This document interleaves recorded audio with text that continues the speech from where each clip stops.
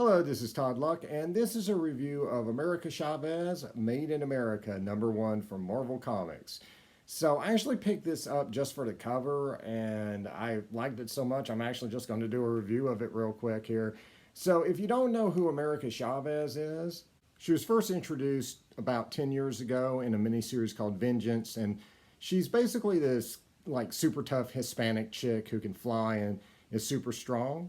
And then the great Karen Gillan got to write her in Young Avengers, and this really made me fall in love with the character. Not just the writing, but also the absolutely gorgeous art by Jamie McKelvey. To me, this is the definitive America Chavez.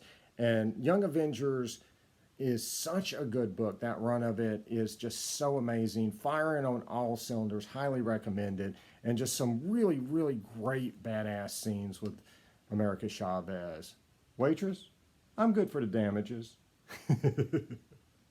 And she would go on to appear in the Ultimates and West Coast Avengers, neither of which I've been able to read yet. But from the previews, it looks a little more out there, you know, kind of trippy, less traditional sort of stuff. She does appear in Marvel Rising, both the comics and the animated series, and eventually a few years ago actually had her own series. Now, this is the cover I own for the first issue. This is not the one I wanted, though. This is absolutely adorable, and I do love it. I mean, you gotta love Scotty Young, right? But the one I was hoping for was the one that she's normally rendered where she's, you know, about to punch the reader. That looks so great. There was also one by McKelvey where she's cracking her knuckles, which is another iconic pose, but that's one of the rarer ones. And both those have skyrocketed in price. So that brings me around to the new one, which you better get while the getting's good. And so the new #1 cover, I mean, literally this is an issue seller because this is the reason I bought it. And it's not a traditional iconic pose for her. You know, she's not about to punch anyone, she's not flying, but they've already done that on other covers, so something a little different was in order, and I think this works. This is a very attractive cover, and I think whether you are unfamiliar with the character or a fan of the character, I think this is something that's going to catch your attention and would make you want to pick up and look at this book. Now, the interior art is a little bit different. This is by Carlos Gomez, and I would consider this to be imagey sort of artwork, but not in a bad way. This is, you know, kind of Todd McFarlane influence. I mean, there's probably a lot of other influences here, but that's the one that kind of pops in my head. And it's well done, actually, for what it is. It's not my preferred art style, but he does backgrounds in every panel. He does emotion. He does storytelling. He renders a young America Chavez very well, and the current adult version as well. And as you can see, you know, he does great storytelling and, you know, different expressions and different situations. I love the shot of her landing in the dumpster.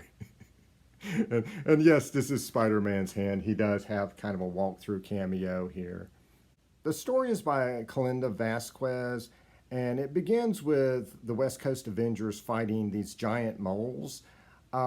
Basically, it's just there to show you what she's like on a normal day, you know, basically, you know, what a normal day at the office is for America Chavez. It establishes her powers, it establishes what she's like, it establishes what her co-workers with the Avengers are like. There's a little bit of weird storytelling here and there, like for instance, right here, it looks like Hawkeye is flying for some reason. This is Kate Bishop, Hawkeye. Unless they've given her some anti-gravity boots, she shouldn't be able to do that. But, I mean, it really doesn't matter. I mean, she's just there to kind of establish, like, hey, this is the type of hero that she works with. That, you know, Katie Bishop is not, like, a particularly important character in here. We also establish her girlfriend, who I know nothing about this character, but again, not that particularly important because this is America Chavez's story, and again, this is just kind of giving you context like what her life is like on a normal day.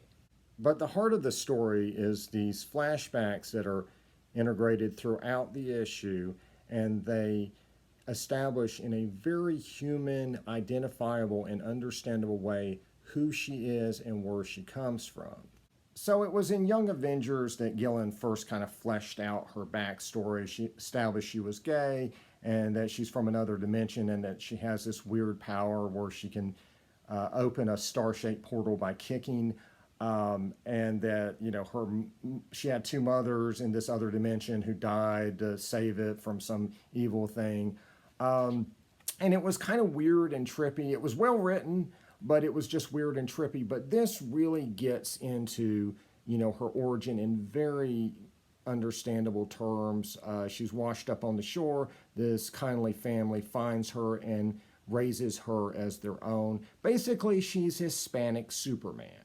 And so also integrated throughout the issue is narration from a character from her past who's essentially stalking her, and towards the end of the issue starts targeting her family. And so this is a really, really cool premise for a story with this character. Basically, we have a female character who is Hispanic Superman, whose family is being targeted by a mysterious stalker from her past. That is a wonderful, wonderful premise for a superhero story, and I'm really digging it. So yeah, it does begin with kind of a silly fight scene that has some awkward storytelling with the giant moles. But again, that's just kind of a throwaway scene just to establish who she is on a normal day.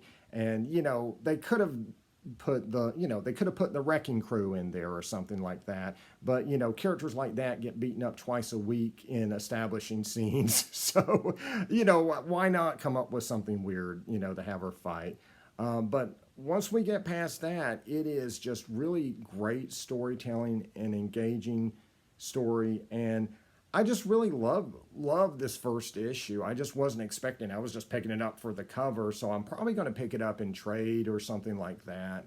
I think this is the first time I've seen this character in just a traditional superhero story, that's devoted solely to her. And I think this is something that anybody can pick up and get into. And I think that's a wonderful thing. And it's nice to know that Marvel still remembers how to establish a character and establish a premise and make an engaging first issue. It just does my heart some good to see something like this come out of Marvel. And I'm not trying to bag on all Marvel comics. I'm sure there's some great stuff out there, but there's just so much stuff you have to sift through that's just kind of incomprehensible or head scratching, and so it's just always refreshing when you find stuff like this.